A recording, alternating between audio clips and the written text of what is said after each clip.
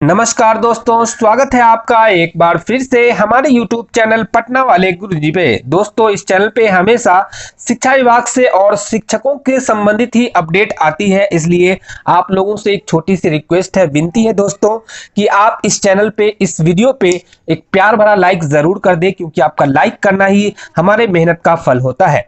आज भी कई न्यूज है, बताऊंगा एक एक करके सभी खबर को, इसलिए वीडियो को अंत तक जरूर देखिएगा दोस्तों। कोई भी न्यूज आपके लिए इंपॉर्टेंट हो सकती है।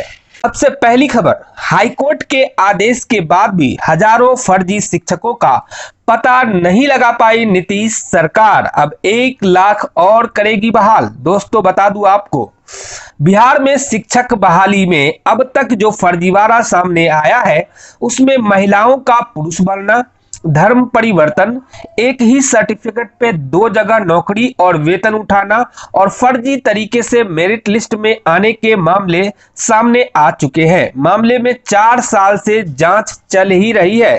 आपने देखा ही होगा दोस्तों, हो सकता है कि आपके पास भी वो व्हाट्सएप वीडियो आए होंगे जिसमें बिहार के कोई शिक्षक बच्चों को गलत अंग्रेजी या मैथ्स पढ़ा रहे हैं।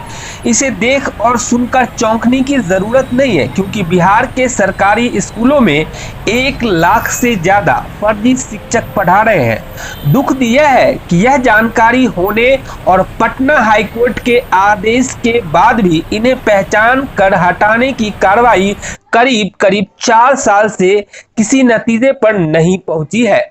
साल 2005 में नीतीश कुमार जब सत्ता में आए तो शिक्षा व्यवस्था सुधारने के नाम पर उन्होंने शिक्षकों की बम्पर बहाली की। साल 2006 से 2015 के बीच प्राथमिक, माध्यमिक और उच्च शिक्षा में करीब 3,62,000 शिक्षकों की नियुक्ति की गई। इन्हीं शिक्षकों के प्रमाण पत्र को लेकर 2015 में पटना हाईकोर्ट में एक याचिका दायर की गई थी, जिसके बाद शिक्षकों के प्रमाण पत्र की जांच का जिम्मा निगरानी ब्यूरो को सौंपा गया, जो अब तक पूरा नहीं हो पाया है। इसी साल फरवरी में आरटीआई एक्टिविस्ट रंजीत पंडित ने जब सूचना के अधिकार के तहत सूचना मांगी तो निगरानी अन्वेषण ब्यूरो ने जानकारी दी कि पटना उच्च न्यायालय के आदेश के तहत नियोजित शिक्षकों के शैक्षणिक और प्रशैक्षणिक प्रमाण पत्रों की जांच की जा रही है, जो प्राथमिक, माध्यमिक और उच्च माध्यमिक स्तर पर पढ़ा रहे हैं। यह मामला हजारों लाखों की संख्या में है। पिछले साल 26 अगस्त को इस सूचना के आधार पर पटना हाईकोर्ट ने रंजीत पंडित के तरफ से दायर जनहित याचिका पर सुनवाई करते हुए कोर्ट ने फर्जी शिक्षकों को लेकर कड़ा रुख अपनाया। न्यायमूर्ति शिवजी पांडे और पार्थसारथी की खंडपीठ ने राज्य सरकार और निगरानी ब्यूरो से 6 सप्ताह के भीतर बताने को कहा कि फर्जी शिक्षकों के मामले पर अब तक कितने शिक्षक पकड़े गए और उन पर क्या कार्रवाई हुई। दरअसल साल 2015 से ही हाईकोर्ट के आदेश के बाद निगरानी ब्यूरो फर्जी शिक्षकों के रिकॉर्ड की तलाश कर रही है। उस वक्त पटना हाईकोर्ट ने फर्जी शिक्षकों को 1 माह के अंदर खुद त्याग पत्र देने का मौका दिया था, पर सच्चाई यह है कि ज्यादातर फर्जी शिक्षक अब तक जमे हुए हैं। निगरानी विभाग के सूत्रों की माने तो जांच में मुश्किलें 2 वजहों से हैं। पहला तो यह कि खुद शिक्षा विभाग के कर्मचारी की मिलीभगत से यह कारनामा हुआ है। दूसरा यह कि देश का कोई ऐसा हिस्सा नहीं है जहां के सर्टिफिकेट प्रमाण पत्र का उपयोग इन नियोजित शिक्षकों ने नहीं किए हैं। जम्मू कश्मीर से लेकर नागालैंड तक के शिक्षण संस्थानों के सर्टिफिकेट के आधार पर नियोजित शिक्षकों की नियुक्ति हुई है। इस वजह से जांच में बहुत सारे पेच हैं और आरोप की सुई घूमकर विभाग पर आ जाती है। अब तक जो जांच हुई है उसमें नौकरी के लिए महिला का पुरुष बनना, धर्म परिवर्तन, एक ही सर्टिफिकेट पर 2 जगह से नौकरी पाकर वेतन का लाभ उठाना, फर्जी तरीके से मेरिट लिस्ट में आने के मामले शामिल है। अकेले भोजपुर जिले में 13 ऐसे फर्जी शिक्षक मिले हैं जिन्होंने एक ही सर्टिफिकेट पर 2 जगह नौकरी हासिल की और दोनों ही जगह से वेतन उठाया। साल 2015 में हाईकोर्ट के आदेश के 4 साल बीत जाने के बाद अब भी निगरानी ब्यूरो को 74,000 शिक्षकों की शैक्षणिक रिकॉर्ड नहीं मिल पाया है। इसी बीच शिक्षा विभाग ने निगरानी को रिकॉर्ड मुहैया नहीं कराने वाली सभी नियोजन इकाइयों के खिलाफ कार्रवाई करने की छूट दे दी है। इसके बाद 22 जिला शिक्षा और कार्यक्रम पदाधिकारी, 156 ब्लॉक शिक्षा पदाधिकारी, 234 मुखिया फिलवक्त तक निगरानी के रडार पर है। हाईकोर्ट में दायर जनहित याचिका के अधिवक्ता दीनू कुमार के मुताबिक विजिलेंस और शिक्षा विभाग के बड़े अधिकारियों की मिलीभगत से ही फर्जी शिक्षक अब तक वेतन और अन्य सुविधाएं ले रहे हैं। ऐसे में शिक्षकों से इस राशि की रिकवरी के साथ साथ जिन अधिकारियों की कार्यकाल में धोखाधड़ी हुई है उनसे भी राशि की वसूली की जानी चाहिए। केंद्र सरकार की हालिया रिपोर्ट के मुताबिक बिहार का छात्र शिक्षक अनुपात देश में सबसे बदतर है। मानव संसाधन मंत्रालय की रिपोर्ट कहती है कि यहां प्राथमिक स्कूलों में 38 और उच्च प्राथमिक स्कूलों में 39 छात्रों पर एक अध्यापक है। बिहार के 68% प्राइमरी स्कूल और 78% उच्च प्राथमिक स्कूलों में छात्र शिक्षक अनुपात बहुत बुरी स्थिति में है। आंकड़ों से हटकर जमीनी हालात अगर देखें तो बिहार के सुदूर ग्रामीण इलाकों में 500 छात्रों पर एक अध्यापक है, जबकि राजधानी पटना के पॉश इलाकों में जो स्कूल है वहां 50 छात्रों पर 10 अध्यापक है। इसी बीच शिक्षकों की कमी से जूझते हुए बिहार के शिक्षा मंत्री कृष्णनंदन वर्मा ने विधानसभा में यह आश्वासन दिया था कि साल 2019 में 1,40,000 शिक्षकों की नियुक्ति कर ली जाएगी, लेकिन सवाल अंततः यही रहा कि भ्रष्टाचार में गले तक डूबी सरकार क्या इस नियुक्ति को पारदर्शी बना पाएगी, और यह भी कि पिछली नियुक्तियों में जो गड़बड़ियां हुई क्या उन्हें दूर करने के उपाय किए गए हैं। आगे बढ़ते हैं और अगली खबर से अवगत कराते हैं आपको। अगली खबर जो आ रही दोस्तों, बेगूसराय से बाढ़ के पानी में भी दी गई तिरंगे को सलामी, शिक्षकों ने गाया राष्ट्रीय गीत। दोस्तों, गंगा के जलस्तर में लगातार वृद्धि जारी रहने से बेगूसराय में बाढ़ की स्थिति दिनों दिन विकराल होती जा रही है। बाढ़ के पानी में डूबकर रोज लोगों की मौत हो रही है। शासन प्रशासन राहत और बचाव कार्य में जुटा हुआ है। इन सारे प्रयासों के बीच आजादी के अमृत महोत्सव अवसर पर रविवार को बाढ़ ग्रस्त इलाके में भी तिरंगा शान से लहराया।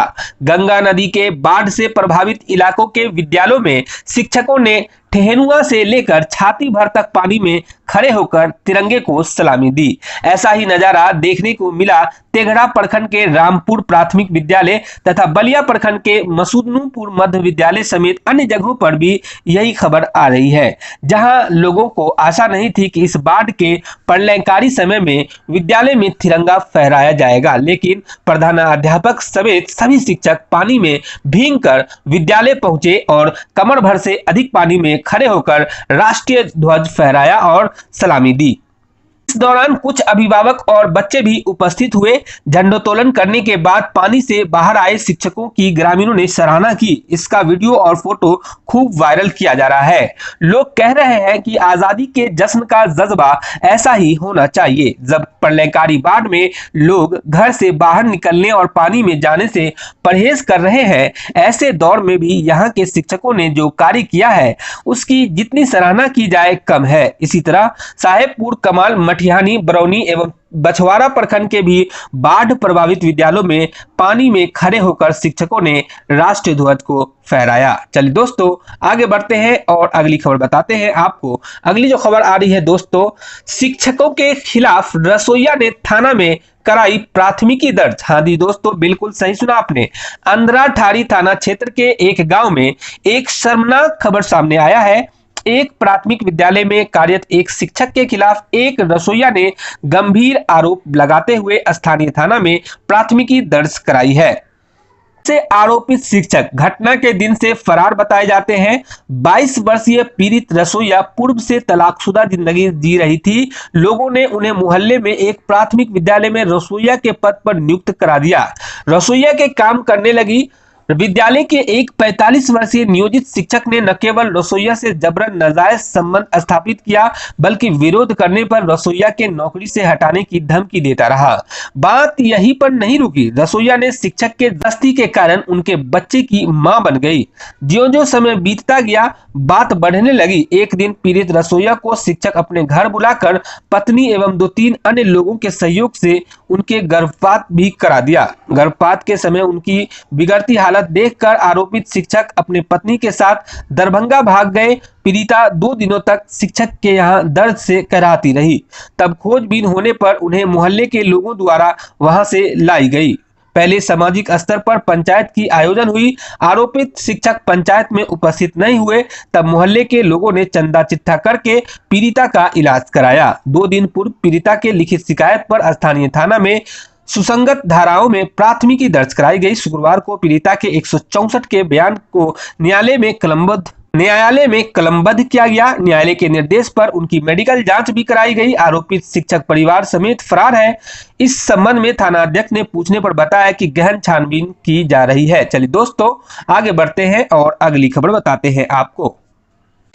अगली खबर जो आ रही है दोस्तों, माध्यमिक एवं उच्च माध्यमिक शिक्षक नियोजन के लिए आवेदन 18 अगस्त से। हाँ जी दोस्तों, बिल्कुल सही सुना आपने। दोस्तों छठे चरण के माध्यमिक एवं उच्च माध्यमिक शिक्षक नियोजन के लिए आवेदन 18 अगस्त से लिया जाएगा। इसमें 26 सितंबर 19 तक नियुक्ति संबंधी अर्हता पूरी करने वाले अभ्यर्थी 17 सितंबर 2021 तक आवेदन कर सकते हैं। STET 2011 उत्तीर्ण और प्रशिक्षित अभ्यर्थी जो बीएड सत्र 16-18 तक में नामांकित रहते हुए उत्तीर्ण हुए हैं तथा जिनका परीक्षाफल 26 सितंबर 2019 तक प्रकाशित हो गया है, वे भी संशोधित शेड्यूल के तहत शिक्षक नियोजन के लिए आवेदन कर सकेंगे। जिला परिषद में इसके लिए पूर्व में 27 अगस्त से 26 सितंबर 2019 तक आवेदन लिया गया था, जिसमें माध्यमिक में 282 पद के विरुद्ध 1360 आवेदन एवं उच्च माध्यमिक में 201 पदों के लिए 65 आवेदन 2019 में पड़ा था। दोस्तों बता दूं आपको 29 सितंबर तक औपबंधिक मेगा सूची की तैयारी होगी। माध्यमिक एवं उच्च माध्यमिक शिक्षक नियोजन के लिए आवेदन लिए जाने के बाद औपबंधिक मेगा सूची 18 से 29 सितंबर तक तैयार किया जाएगा। नियोजन समिति से इसका अनुमोदन 5 अक्टूबर तक एवं औपबंधिक मेगा सूची का प्रकाशन 8 अक्टूबर को किया जाएगा। औपबंधिक मेगा सूची पर आपत्ति 11 अक्टूबर से 3 नवंबर तक लिया जाएगा। आपत्ति का निराकरण 19 नवंबर तक एवं आपत्ति निराकरण के बाद मेगा सूची का प्रकाशन 22 नवंबर को किया जाएगा। नगर निगम में अभ्यर्थियों के प्रमाण पत्रों का मिलान जांच 25 नवंबर, नगर परिषद के लिए 26 नवंबर, नगर पंचायत के लिए 27 नवंबर और जिला परिषद के लिए 29 नवंबर को अभ्यर्थियों के प्रमाण पत्र का मिलान जांच किया जाएगा। अंतिम मेगा सूची का अनुमोदन 2 दिसंबर, मेगा सूची का सार्वजनिकरण 6 दिसंबर एवं चयनित अभ्यर्थियों की सूची तथा विद्यालयवार एवं विषयवार रिक्ति जिले के NIC के वेबसाइट पर 10 दिसंबर को प्रकाशित किया जाएगा। नियोजन को लेकर नियोजन इकाई द्वारा कोटिवार एवं विषयवार रिक्तियों का प्रकाशन 17 अगस्त तक किया जाएगा।